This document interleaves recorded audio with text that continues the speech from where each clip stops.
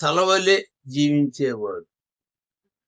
అప్పటికి ఆ ప్రాంతంలో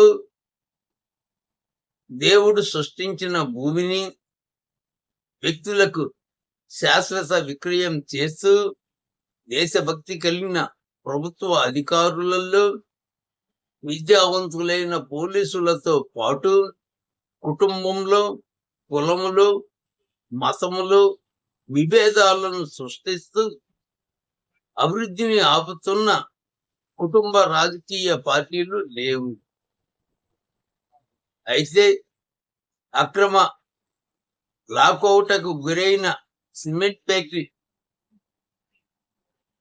ప్రాంతంలో మొదటి తరం దగ్గర నుండి నేటి తరం వరకు దీపారం భూమి, ఆర్ఎండ్బి భూమి, రైల్వే భూమి, ఫారెస్ట్ భూమి, కాలువగట్టు భూమిపై నివాసం ఉంటూ అభివృద్ధి కోసం